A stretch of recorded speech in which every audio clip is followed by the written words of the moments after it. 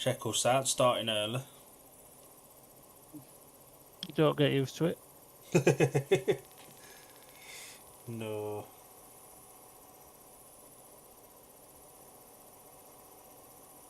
Just thinking about starting.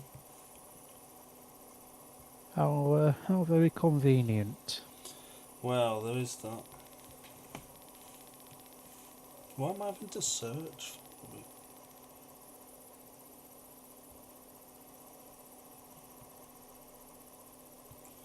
It's not started yet, apparently. Oh? Has it started on yours?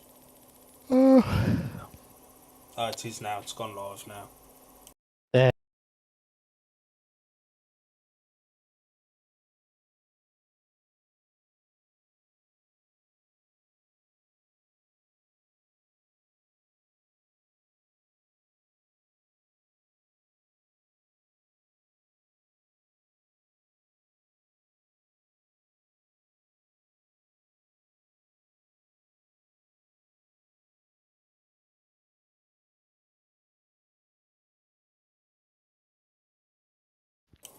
And just like that, unlike any other speedrun meeting, we've decided to start early. How lucky are you lot? Welcome to Shoot Some Shale, powered by D&D Media, and I am just joined by Mr. Dylan today. I'm going to address the elephant that isn't in the room because he's in Glasgow. Alan's decided to ditch us.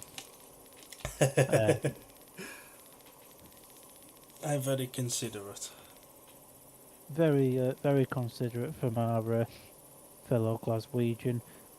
So today we've got Premiership predictions. We've got quite a packed show for you, and we're going to be rattling through this like Rob Godfrey rattles through a speedway meeting at his own club. And he does like a quick meeting, doesn't he? Which is why we're all home at quarter and I am wondering what the bloody hell to do with the night.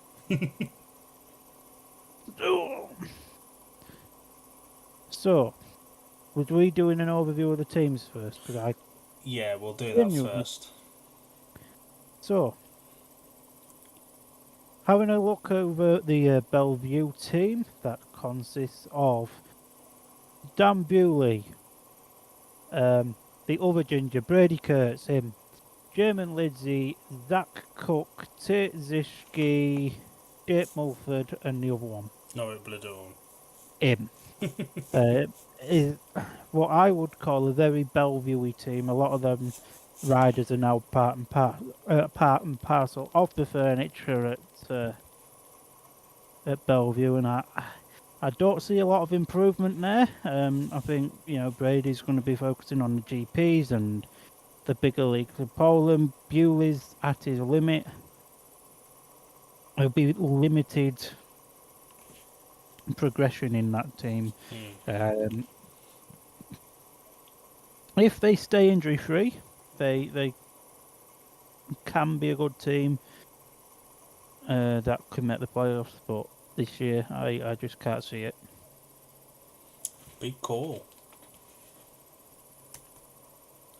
For the next team, we're looking at Birmingham, who are very, very different to last year, actually. Tobias Michalek at number 1. You've got Matti Zagar and Michael Jepsen Jensen as the other two heat leaders. Keenan Rue and Jonas Jeppersen as the second strings, and Antti Vulas and Jason Edwards at reserve. It's an exciting Birmingham team. There seems to be a lot of excitement around this one. I think when you look at our predictions after, me and Palmer both agree on that as well. Solid team, and yeah, I see Tobias not today, yesterday announced for Dougie's meeting. Yeah. It's good that he's coming back. We've had our say on the issues with Kingsley and stuff in the past, but it's good to see that he wants to come back and race British Speedway, and he very nearly joined Birmingham last year as well, so it's good that they've finally got their man. Was the pit gate not big enough for him at Kings Lynn? Talking of Kings Lynn, onto their nearest and dearest Ipswich that was smooth. What can I say? Ladies, don't hit me up. according to my nan, I'm gay. Oh, Christ. So Ipswich containing a team of Emil Seifertinoff, Jason Doyle, Tom Brennan, Danny King, Adam Ellis, Jordan Jenkins and Dan Thompson. For me, this if they stay injury free, that's the team to beat. And you've got Danny King, who isn't in a heat leader position now, and for me that is the dangerous part of the team. Yeah, for sure. And, second string pairing of Danny King and Adam Ellis is, there's a lot of balance in that team now. Oh, 100%. If they stay injury free and Emil and Doyley come back to how there was, they're going to take some stopping home and away. Oh, yeah, 100%. But I'm doing it now. T-shirt coming soon. Well, because we're both doing it, we might do a limited edition hoodie. Yeah, it's a good looking Ipswich team. Very, very subtle changes from last season. You've got Tom Brennan replacing Keenan Rue in almost a swap, even though it's not a swap situation. It is almost a swap situation with Rue going to Birmingham, Brennan leaving Birmingham for Ipswich. I think that's a very good Ipswich team, and them losing out in the semi-final last year the way they did, I think may have been the straw that broke the camel's back for the rest of the league. I don't think this team gets beat. Talking of Kings Lynn's nearest and dearest, we now talk about Kings Lynn. Ashton Bergen comes in as their rising star for this year. They retain Jankovic, Niels Christian Everson, Nikolai Clint from last year. Ben Cook makes the switch from Bellevue. Richard Lawson returns to the club where he's had a few successful stints. And Chris Harris is there to ruin it. A very balanced looking team. Nobody really stands out and screams at you. Massive hitter. Jankovic has that potential to do that, and if Niels Christian Everson can bring back the form from last year, I think he can as well. But starting the season with Chris Harris at reserve, he's a scary prospect. That's a dangerous team for me. There's no out and out heat leaders in that team, but you've 6 potential number ones, and no matter how averages and stuff work, you might have the crappiest number one in the league, but best reserve. Almost definitely going to have the best reserves and potentially the best 2, 3 and 4. And imagine if there's a situation where Ashton Bergen progresses out of the rising star and then you've got 2 of the rest of that team at reserve. That's scary. The prospect of Jankovic being a Premiership reserve does quite scare me a bit. So, going from Richard Lawson's new home track to his old home track, Leicester. You've been working on these transitions, haven't you? Absolutely not. I've just got something written down on pieces of paper because we like killing trees. I think I don't see Leicester in the playoffs. You haven't read the team out yet, Mush. The team consists of Max Frick, Ryan Douglas, Sam Masters, Kyle Howarth, Luke Becker, almost forgot about him, Stills Andy Dugmore, Craig Cook and Sam Hagen. That team doesn't make the playoffs for me. I absolutely agree. Very good home team. I think Kyle Howarth for Richard Lawson is quite a downgrade. That's like going from having Maura Higgins to having Anne Hegarty. The pig from the Muppets. It's quite a downgrade, and not that I want to put the blame on one rider, because ultimately Speedway is a team sport, but the Howard for Richard Lawson, and I don't mean any disrespect to Kyle, because I like the guy, he's going to be the reason that the Lions just miss out on being in the playoffs. It's an interesting shout, to be fair. Oxford. Now, this is a team that only completed a couple of days ago. They retain Luke Killeen, who came in as a mid-season signing last season, along with Rowan Tongate, Charles Rice, Eric Riss and Matt Sayanovsky from last year. with Peter Kelderman and Francis Gusts coming into their team. Kelderman coming back to British Speedway for the first time in a few years. Francis Gusts making his debut. For me, that's a worrying Oxford team. I don't think any of Oxford's teams this year are very good, if I'm honest. The only chance I feel Oxford have of winning a league is the National League. I don't even know how far the National League team is. I don't even know if that's complete. But the Premiership team, substandard. I think they've got a team similar to what Scunthorpe had in 2015, 16, 17, which finished towards the bottom of the table. Rob Paisley, if you're listening, take notes for Jamie and whoever's there. But yeah, I mean, it's all depends on how Francis Gus blows his way into British Speedway, I suppose, doesn't it? Oh, that was smooth. What could I say? I've read that on the BSF somewhere. Oh, God. Right, they take credit for that one. Whoever said it, thanks. God. And on to the last team in the Premiership this year, Sheffield, consisting of Jack Alder, Chris Alder, Ty Woofenden, Anders Rowe, Josh Pickering, Bob, or Daniel Hume as he's also known, and Leon Flint. This one's funny for me. The Halder boys and Woofenden's a very good top three. Josh Pickering's a good second string. Anders Rowe came good towards the end of last season. I don't know about the Anders Rowe, Daniel Hume, Leon Flint thing though. I think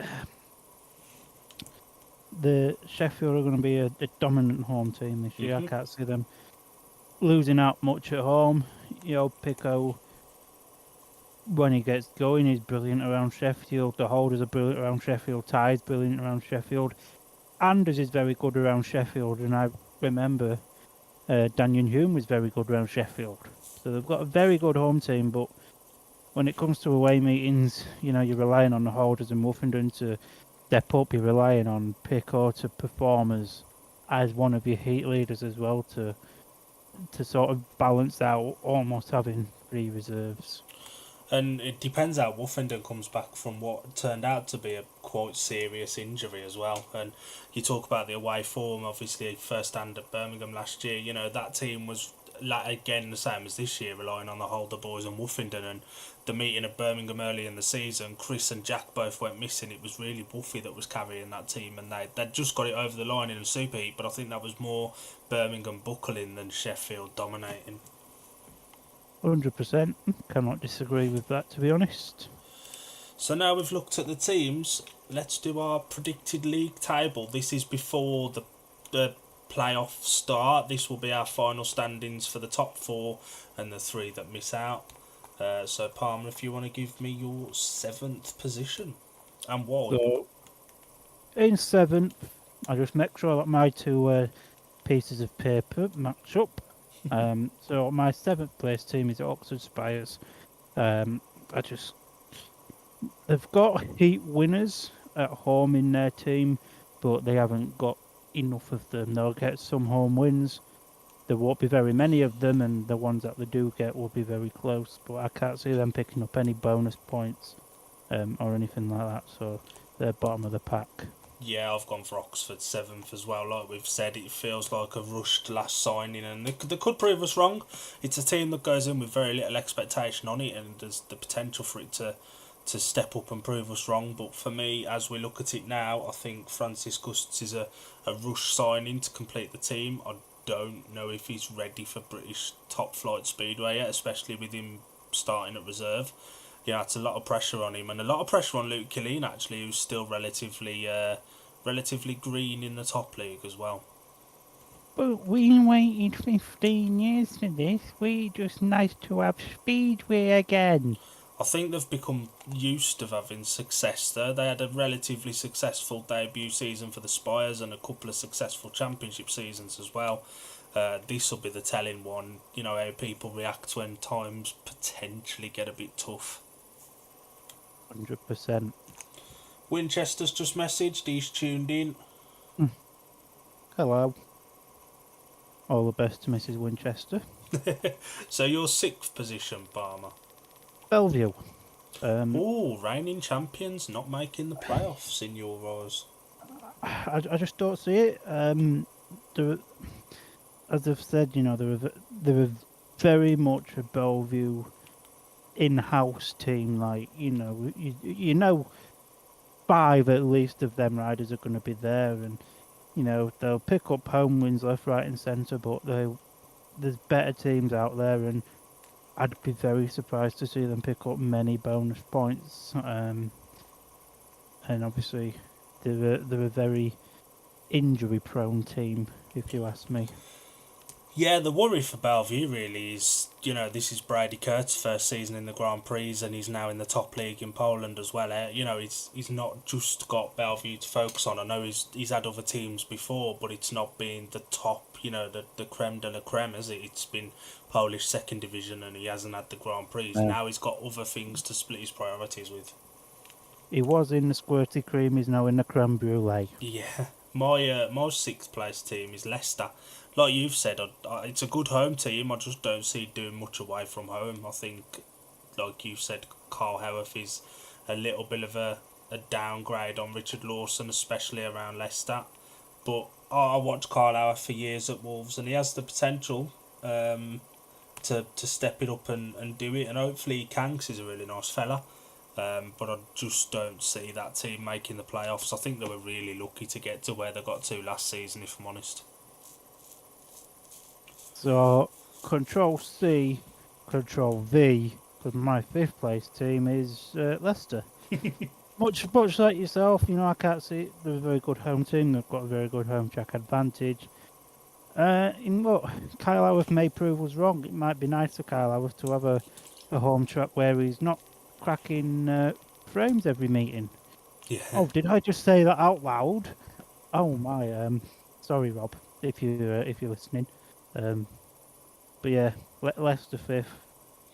They've got a number 1 that goes missing in the big big heats, and the other 2 really advanced second strings riding in heat leader position.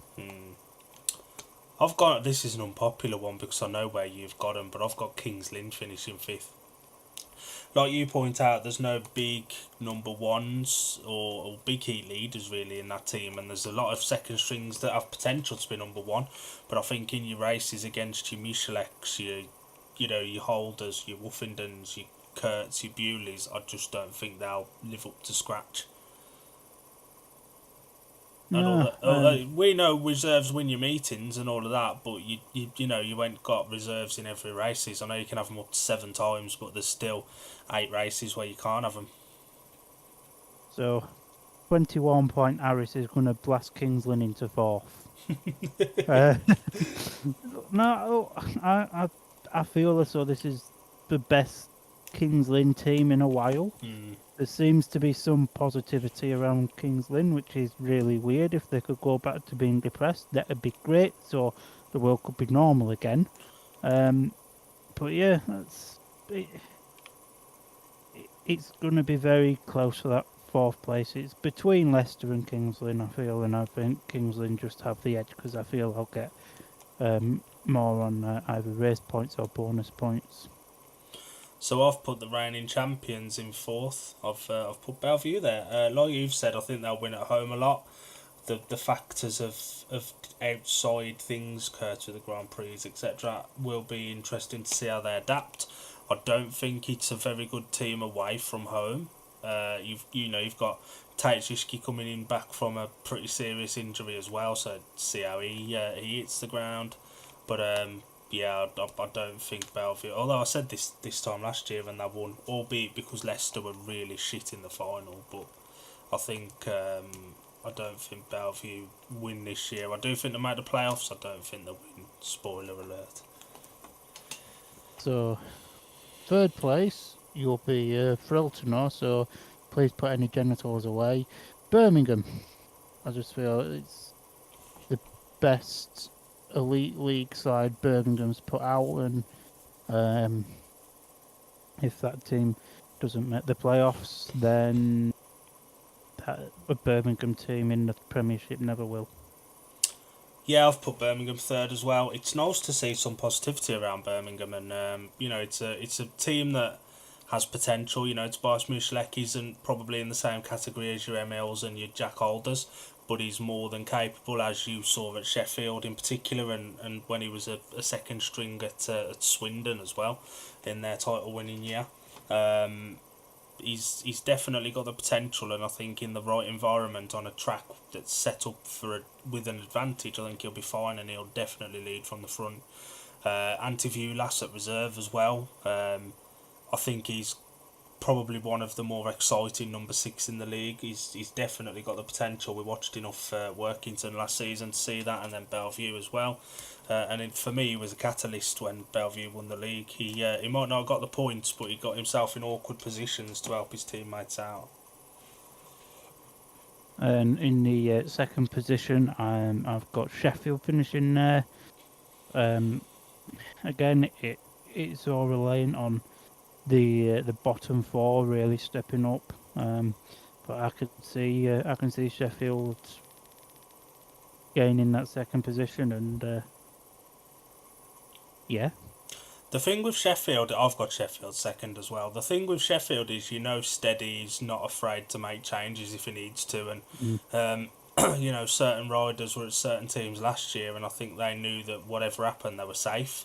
They won't be safe. You've got riders like Justin Sedgman out of a team who's gone to Sheffield as a mid-season signing before and flourished. You've got Dan Gilks on the rising star list unsigned, and he knows his way around Sheffield as well. So there's a lot of potential there, and if people don't step up and do their job right, Steady won't be afraid to make changes. And it'll probably come as no surprise. I'm almost certain your top of the table team is my top of the table team. Ipswich, they just look so put together. It almost looks like a pool side, and I think next year we'll get a lot of. I don't know if you've seen before in the past the Cena wins lol. Yeah. I think we're going to have a lot of Ipswich win lol memes next year.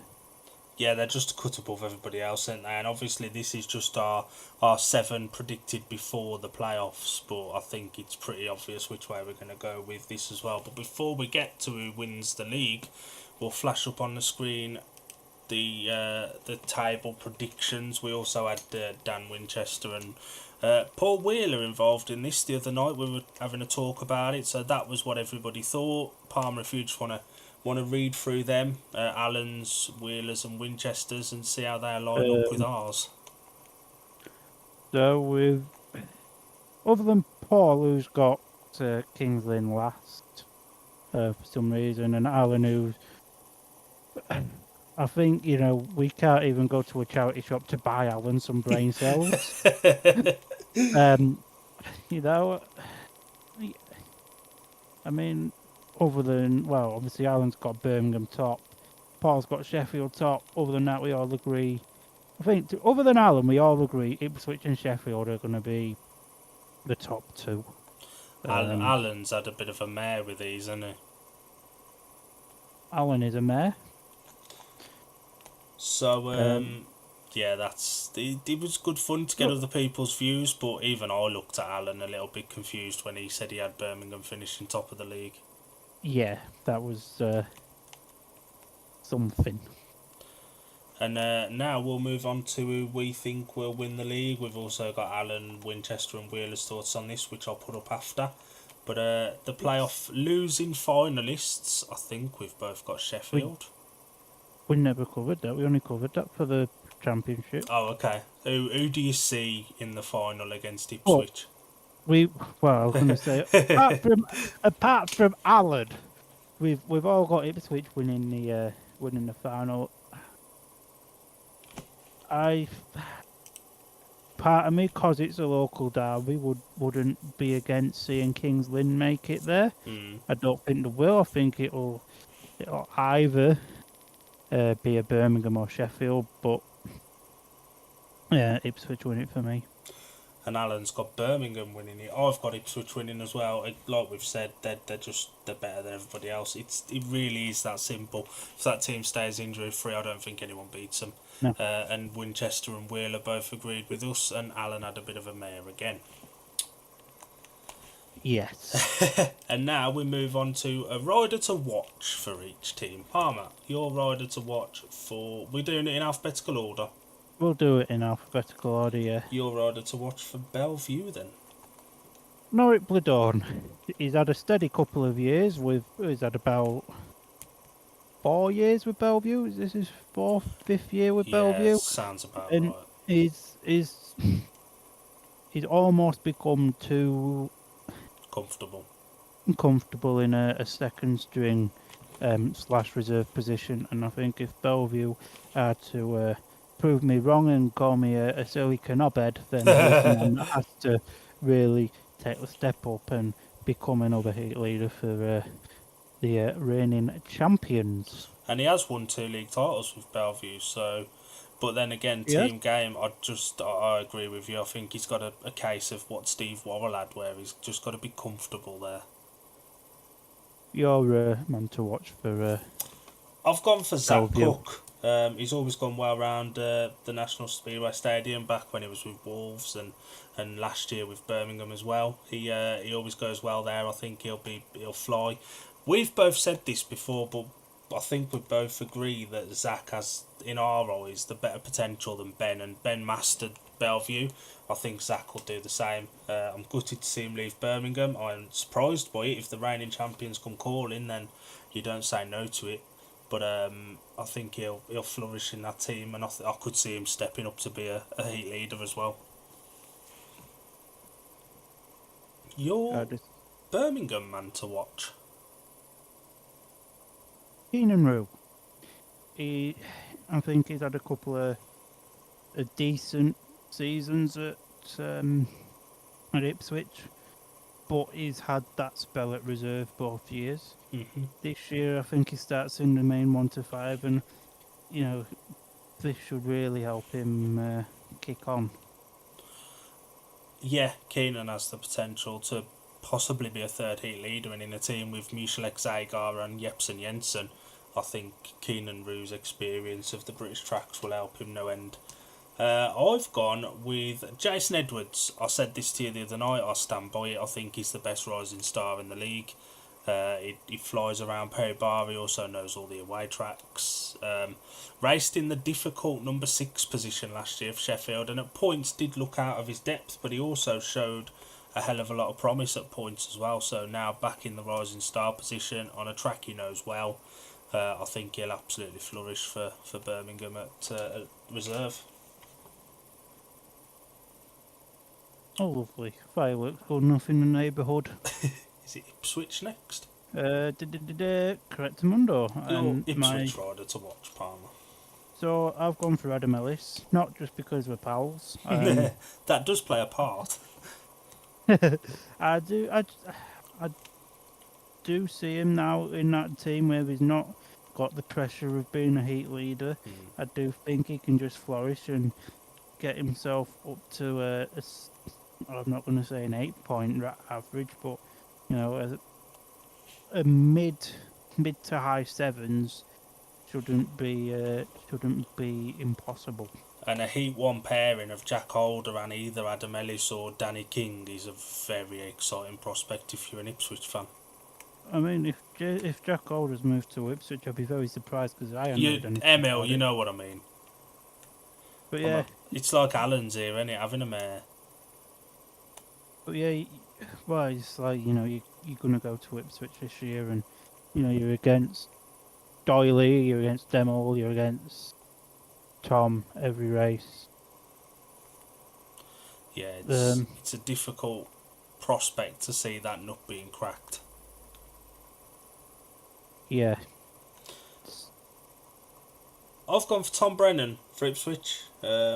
I saw him last year. He flew. We saw him in the playoffs. He flew around there. Nobody was surprised when he moved. There, I think that's a team he's gonna win the league with this year. it's a very exciting time for him.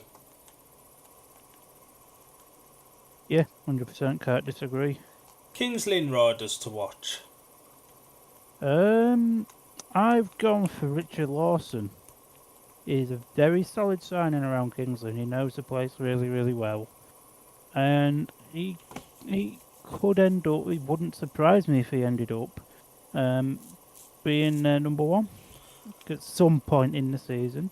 I think he'll become number one really early on. I think he flies around that track. I think, he was averaging like 7.5, and he was at number two for Leicester last year. He's a heat leader in any other team. And I think he'll absolutely hold his own when he goes to number one for Kings Lynn. I think he'll hold on to that for the season. And in a team with a Grand Prix rider in it, that's no mean feat either. Speaking of the Grand Prix rider, I've gone for Jankovic to be their rider to watch. He came in, he had some good meetings at home. He had a really good debut meeting at home, and we all thought this is the next big thing. Wasn't so good away.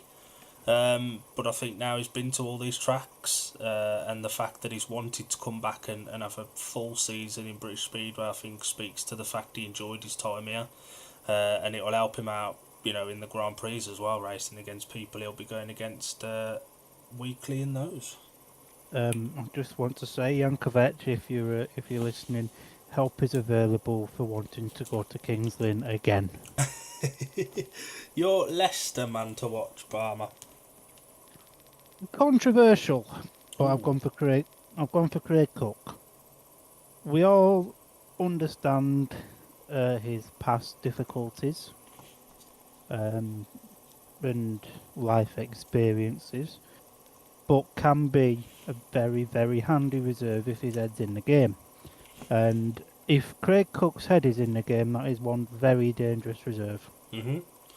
And it's another rider that you think, how's he going to come back from his injury? But he really did seem to settle last year, and hopefully the move from Workington doesn't put him back. I think he'll be fine. But he's a former Grand Prix rider. You can't underestimate that fact. He's a Grand Prix rider, or former Grand Prix rider at reserve. He was shit, but he was a Grand Prix rider. Yeah, it's true. For Leicester, I've gone for someone we both know very well, Ryan Douglas. He stepped up last year. He became the number 5. He actually ended his time at Wolves in 2023 as number 1 on the averages. So to go into that Leicester team number 5, he'll probably be around that position again.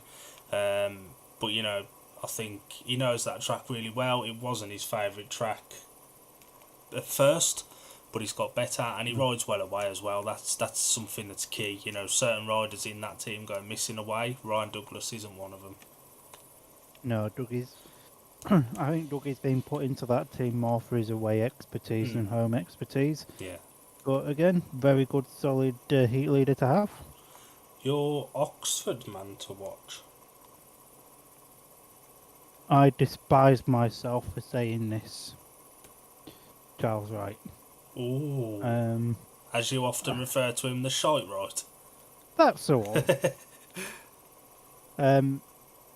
Yeah, look, that Oxford team is very unknown, and I think Wright has probably got the most British experience in that 1 to 7, and if Oxford are to have any success, Wright, he needs to get his fingers out his house and become that next heat leader for Oxford. I absolutely agree with that. I think Eric Risk could have been a shout as well. I've gone for Matt Zajanowski. Now, there was a point last season where people were asking for Janowski to be sacked when he was at number 1, because he did start the season quite rough, but then when he moved away from number 1 and went into the middle order, he started showing what he can do, and I think he'll regain that number 1 race jacket quite quickly this year. I think we'll get the best out of him now. He's been to these tracks. There's obviously no changes to tracks in the top league, so he's been to them all twice at least now. So I think Maciej Janowski will go back to number 1 and have be a shining light in what we both think is going to be a dire season for Oxford. And your Sheffield man to watch, finally. I've gone for Josh Pickering. I feel as though he needs to step up to a heat leader standard in that team. When you look at the Sheffield team, you've got 3 heat leaders, 3 reserves, and Josh Pickering. He massively needs to take that step up this year, and I think he will. I absolutely agree with that. It's a track he rides well. He's dropped the championship. I'll be interested to see how that goes for him. But he knows his way around there. I've gone for Chris Holder, who I gave my ride with the season to last year. He looked at home, didn't he? And he really added a fair bit to his average. I think if Woofington or Holder, Jack let up, I think Chris is more than capable of being number 1 in that team. And I think he's a good calming influence to have there as well, for particularly Jack when people are putting a bit of crap his way. He can hopefully have that influence now. He's a bit older and a bit wiser. I think he'll be a lot more important to that team than just on track, but I do think he'll get the points on track as well. 100%. And now our riders to watch from the other people we spoke to. With Wheeler, Winchester and Allen. Obviously we've said ours. Do you want me to say Allen's, you say Wheeler and Winchester's? Go on then. So Allen for Bellevue went for Tate Zishki. For Birmingham it went for Matty Zagar. He actually said something sensible with Ipswich and said Tom Brennan. Said something sensible for Kings Lynn as well and went for Jankovic. Back to being stupid though with Leicester and said Carl Howarth. Oxford said Peter Kildemand and Sheffield said Bob or Daniel Hume. Some interesting ones there, I must say. Does somebody want to call Samaritans for us? Do you want to do Winchester's? So Winchester's, because he's a bit of a boring person, he's gone for Brady Kurtz as his man to watch for Bellevue. Tobias Muslak is his man to watch for Birmingham. Emil Saifutinov is his one to watch for Ipswich. Nikolai Clint, surprise, surprise, for Kings Lynn. Sam Masters for Leicester. Rowan Tungate for Oxford. And Josh Pickering for Sheffield. I'm absolutely certain he didn't say Nikolai Clint because he rides for Plymouth. Certain. And Mr. Wheeler went Zach Cook for Bellevue, Jason Edwards for Birmingham, Jason Doyle for Ipswich, Richard Lawson for Kings Lynn, Sam Masters for Leicester, Magic Janowski for Oxford, and Chris Holder for Sheffield. Most of them he agrees with me or you on, does Mr. Wheeler. I always knew he had the brains out of the people we know. He's a smart guy, and he is, Mr. Wheeler. He is. So, we had a couple more categories as well. This is one you don't really want to be sort of saying, but we have predicted who our first rider to be sacked will be, and again that will hint at the first team to make changes. Palmer, if you want to give your rider who you think will be sacked from the Premiership first. I don't want to say this because his bird is quite fit, but Sam Hagen. I just think, obviously we saw last season how out of his comfort zone he was in the Premiership Rising Star and the position, and the fact that, whilst he's been racing in Australia, he hasn't necessarily had the success you would have expected him to have. And in some respects, he has looked a 2023 version of Dale Wood, and that is no disrespect to Dale Wood, because he looks really scary. So I've gone for the last in, first out approach. I've gone for Francis Gusts. Whether he'll be sacked or whether he'll leave, I don't know, but I don't think he'll be around at Oxford for too long. We did get the other 3 chaps' thoughts on this, but there's no graphic because we forgot. So if you want to read out what they said. Paul Wheeler believes Daniel Hume will be the first one to be sacked, whereas Alan and Mr. Winchester both believe Craig Cook will be the first to be sacked. You mentioned Francis Gus, but I've got a very bold opinion or thought for him for this year. I don't think Scott Nicholls goes back to Oxford in the Championship, and if they need a heat leader in the Championship, Francis Gus is the man they call upon. That ain't a bad thought, really. And with riders being sacked, you obviously have to sign somebody. So we've given our thoughts on who will be the first riders to be signed into the Premiership. Palmer. So I've gone for Connor Mountain. He's a very, very underrated rider in my eyes. He was very unfortunate to be sacked by Bellevue last season. Yeah. You know, he was more than holding his own, doing his job, and you know, he should be in a full-time Premiership reserve position at the bare minimum. I've gone for somebody that was also thrown around a little bit last season in Premiership teams, but managed to get himself a guest booking in the final. I've gone for Drew Kemp. He absolutely flew for Berwick in the Championship. I think he'll do the same again. He was a bit unlucky with being released from Leicester when they signed Craig Cook, who ironically was injured for the final, and Kemp came back in. He then went to Oxford for a little bit and was sacked for, was it Lewis Kerr? Oh no, Yeah. or was it No, Lewis Kerr? He replaced Lewis Kerr. He replaced Lewis Kerr and then was replaced by Luke Lean. So it was a bit of a mess, weren't it? Basically, poor Drew Kemp last year was the ragdoll of the Premiership. Yeah. But I think he's more than capable of being a Premiership reserve. There was situations where his attitude may have been part of why teams are reluctant to touch him, but having seen him around the Perry Bar last year, he certainly seemed that he'd checked his attitude a bit, and he seemed to be just trying to enjoy the ride a bit more. He seemed absolutely sound and as part of the team in the guest bookings he did for Scunthorpe. Ironically, one of them was away at Oxford, where one of his races, I think he went and beat Sam Masters.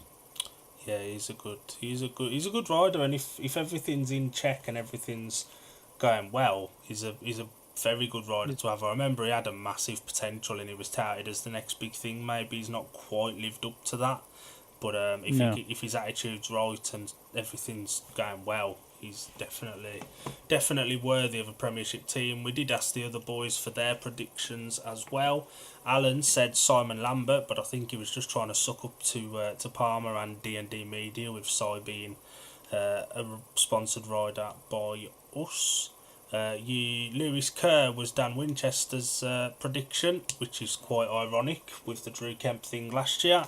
And Paul probably had the best one, actually, with Justin Sedgman, who's on around about a 4.5 average in the Premiership, and he's more than capable of adding to that.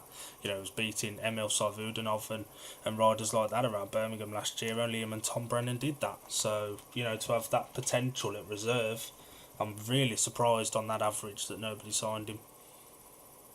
100%. And we've got one final package to do. Have we? And that's a surprise package of the season. Oh shit! Yeah. We apologise for any language used there that may have offended you. Please go and suck up to Samaritans. Anybody that watched our Rocky stream on Sunday will know that was nothing compared to that. We don't have a graphic for this one either, but Palmer, your surprise package of the season. Anti-Viewlass, I think he'll rise from the reserve position and he'll become a solid second string for Birmingham. I've gone with Luke Killeen. He did okay in spells last season when he came into the Premiership. He got injured and obviously missed some meetings as well. But he's at the same track in the Premiership and the Championship. So I think that'll do him well. And I just think we'll see the best out of him this year, if I'm honest. And he's got potential as a rising star as well in a team where you've got Francis Gustus starting as his teammate, I think, at reserve.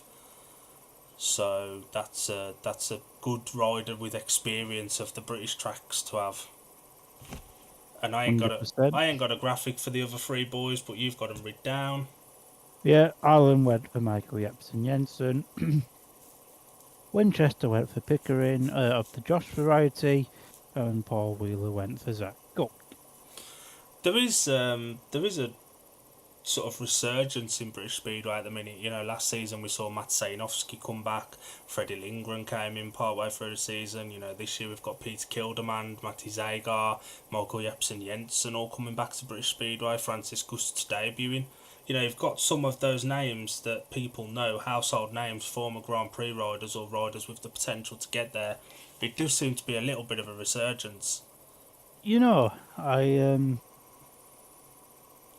I'm gonna hate myself for saying this, but I listened to a another Speedway podcast last night, and it was ironically, it was with the Glasgow promoter.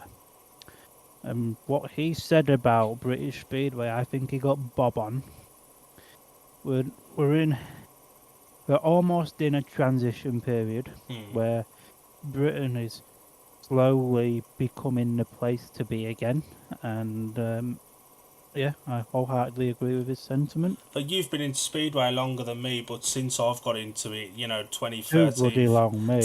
2013, 14, you had some of the best riders in the world riding regularly in Britain, and then they all fizzled out, and then COVID happened and stuff. But we now seem to be getting back, maybe not to the you know the highs of the heyday, but certainly back from, you know, the seasons that we've had in 18, 19, 20, 21. You know, we are moving in the right direction with getting the big names back, and there's always the concern that they may get bored or they may not commit fully or anything like that. But if they do it properly, you know, like Magic did last year, you know, times got tough. The easiest thing in the world for him to do would have been to say, I don't want to do this, but he stuck it out and you know, he's come back again.